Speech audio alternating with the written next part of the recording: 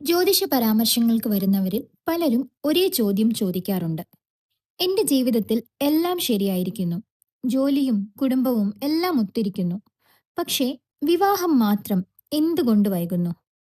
ഇത് ഇന്ന് വളരെ സാധാരണയായി കാണുന്നൊരു കാര്യമാണ്. വേദജ്യോതിഷം പറയുന്നത് വിവാഹം വൈകുന്നത് പലപ്പോഴും ഒരു ദോഷം കൊണ്ടല്ല, സമയക്രമവും ഗ്രഹസ്ഥിതിയും കൊണ്ടാണ്. അതായത് ജാതകത്തിലെ ചില ഗ്രഹനിലകൾ കാരണം വിവാഹം കുറച്ച് വൈകി നടക്കാനുള്ള സാധ്യതയുണ്ടാകും. ജാതകത്തിലെ ഏഴാം ഭാവം. വിവാഹത്തെക്കുറിച്ച് ജാതകം പരിശോധിക്കുമ്പോൾ ആദ്യം നോക്കുന്നത് ഏഴാം ഭാവമാണ്. ഏഴാം ഭാവം ദാമ്പത്യ ജീവിതത്തെയും പങ്കാളിത്ത ബന്ധങ്ങളെയും സൂചിപ്പിക്കുന്നു. അതോടൊപ്പം ശുക്രഗ്രഹവും വളരെ പ്രധാനമാണ്.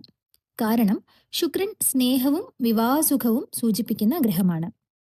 ഏഴാം ഭാവത്തിനോ അതിന്റെ അധിപതിക്കോ ശനി, കുജൻ, രാഹു, കേതു എന്നിവയുടെ ബാധ ഉണ്ടെങ്കിൽ വിവാഹത്തിൽ വൈകലോ ചില തടസ്സങ്ങളോ കാണാം.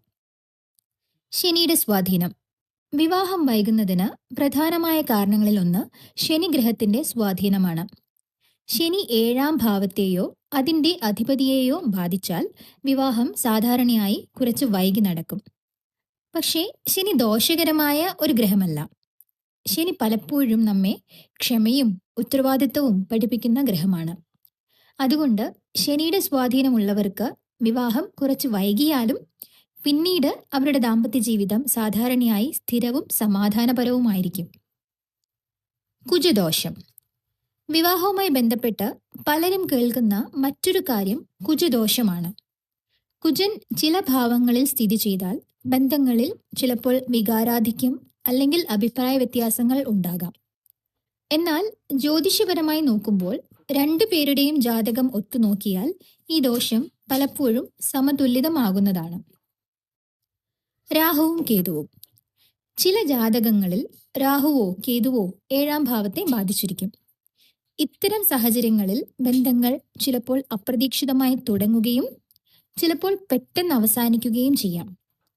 വേദജ്യോതിഷം ഇതിനെ പലപ്പോഴും കർമ്മബന്ധത്തിന്റെ ഫലമായി കാണുന്നു. പരിഹാരങ്ങൾ നോക്കാം. ജ്യോതിഷത്തിൽ ചില പരമ്പരാഗതമായ പരിഹാരങ്ങൾ നിർദ്ദേശിക്കാറുണ്ട്. ശിവപാർവതി ആരാധന വിവാഹസുഖത്തിനായി വളരെ പ്രധാനമായൊരു മാർഗമായി കരുതപ്പെടുന്നു. തിങ്കളാഴ്ചകളിൽ ശിവക്ഷേത്രത്തിൽ പോയി ശിവലിംഗത്തിന് ജലം അല്ലെങ്കിൽ പാൽ അഭിഷേകം നടത്തുന്നത് വിവാഹ തടസ്സങ്ങൾ കുറയ്ക്കാൻ സഹായിക്കുമെന്ന് വിശ്വാസമുണ്ട്. അതുപോലെ ശുക്രഗ്രഹത്തെ ശക്തിപ്പെടുത്താൻ ഈ മന്ത്രം ജപിക്കാം. ഓം ശും ശുക്രായ നമ. വെള്ളിയാഴ്ചകളിൽ 108 പ്രാവശ്യം ജപിക്കുന്നത് നല്ലതാണെന്ന് പറയുന്നു. ദാനധർമ്മവും വളരെ പ്രധാനമാണ്. ആവശ്യക്കാരെ സഹായിക്കുക, പക്ഷികൾക്കും മൃഗങ്ങൾക്കും ഭക്ഷണം നൽകുക, ഇവയെല്ലാം നല്ല കർമ്മഫലം നൽകുമെന്ന് വിശ്വസിക്കുന്നു. ജ്യോതിഷം നമ്മെ ഒരു കാര്യം ഓർമ്മിപ്പിക്കുന്നു. വിവാഹം വൈകുന്നത് പലപ്പോഴും നിഷേധമല്ല. ജീവിതത്തിൽ ഓരോ കാര്യത്തിനും ശരിയായ ഒരു സമയമുണ്ടെന്നതാണ് വേദജ്യോതിഷത്തിന്റെ ആശയം. ആ സമയമെത്തിയാൽ വിവാഹവും ബന്ധങ്ങളും സ്വാഭാവികമായി നടക്കും.